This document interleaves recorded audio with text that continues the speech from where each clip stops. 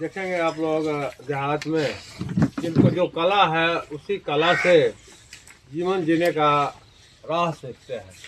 तो इस दही वाली मंगमा जो है दही बेच करके शहरों में चूँकि कोई भी व्यवसाय जो है देहात में नहीं होता है, वो शहर की तरफ जा करके शहर में किसी भी चीज़ की साग सब्जी दही जो भी हो उसकी बिक्री क्या होती है, ज़्यादा होती है, वहाँ सामान बिक जाता है और देहात में नहीं बिकता है। क्या कारण है?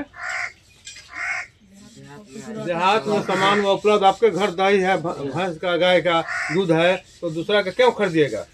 लेकिन शहरों में लोग मवेशी नहीं रखते हैं, जिससे तो अब जो है दही वाली मंगमा दही बेचने का काम करती है।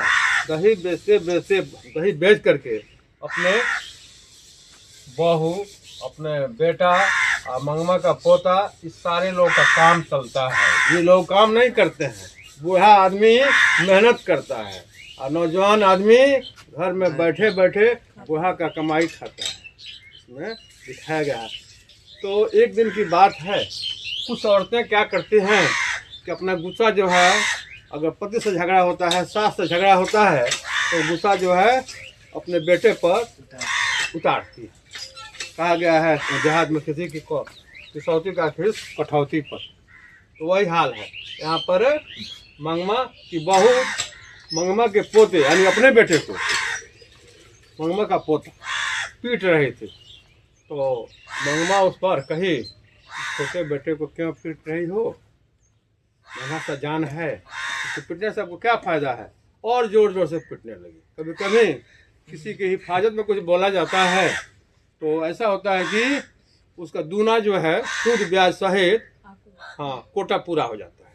तो वही काफ़ी पिटाई कर दी। तो मंगमा मन ही मन पछता रही थी कि कहाँ से कहाँ मैंने बोल दी, नहीं बोलती तो मेरा पोता की पिटाई जो है हिसाब किताब से नहीं जाती। अब हिसाब किताब बाउंड्री जो है, सीमा क्या हो गया, पार हो गया है, सीमा से अधिक हो गया। तब सोची कि अब हम कंप्लेन करेंगे अपने बेटा से यानी मंगमा के पति से। तो मंगमा का पति आया तो मंगमा ने कही कि बेटा देखो ना, तुम्हारी बहू जो है पोते को बड़ी मार मारी है आज। अब मैं जब थोड़ा सा कह दी कि क्यों मार रही है, छोड़ दो, तो और मारने लगी। तो बेटा पाला झाड़ लेते हैं कैसे कह करके। आज के समय में भी ऐसा हर घरों में करीब करीब 50% घरों में होता है। और जो श्रीनिवास हैं जो है उस समय की बात और अभी की बात करीब करीब मिलती जुलती है।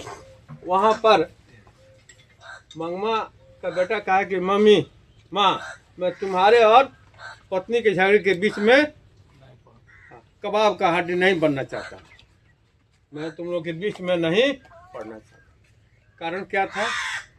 कुछ लोग होते हैं पति लोग कि पत्नी से बहुत डरते हैं, पत्नी जो भी कहती है उसी के अनुसार चलते हैं।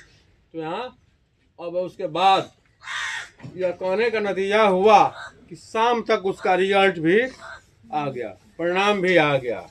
मंगमा का खाट एक अलग कोठरी में, खाना बनाने वाला जो सामान था, बर्तन वगैरह, वह जो खाद्य सामग्री थी यानी खाने वाला जो सामान था, चावल गेहूँ आटा चावल सब्जी वो भी। अब उसका सामान जो चूल्हा चक्की सब रख दिया गया अलग रूम में। इसका मतलब क्या हुआ कि मंगमा जो है अब से अलग खाना बनाए। जब उम्र हो जाए 70-80 का, जिस समय आँख सारी ज्ञानेंद्रियाँ, आँख कान नाक धीरे जवाब देने लगता है, वो काम लायक नहीं रह जाता है। उस समय अगर अगर सास को अलग कर दिया जाए, और किसका चलता था घर में, बहू का चलता था, उसके आगे बेटा का कोई वैल्यू नहीं था। ऐसे भी घरों में आजकल देखने को कहीं कहीं मिलता है। लेकिन यह पाठ जो है सिलेबस में रखा गया है कि आजकल के बच्चे बच्चियाँ पढ़ेंगे तो समझ बढ़ेगी, तो परिवार में इस तरह का विखंडन नहीं होगा। तो यहाँ पर वो जब अलग कर दिया गया, देखिए बुढ़ापे में कभी कभी होता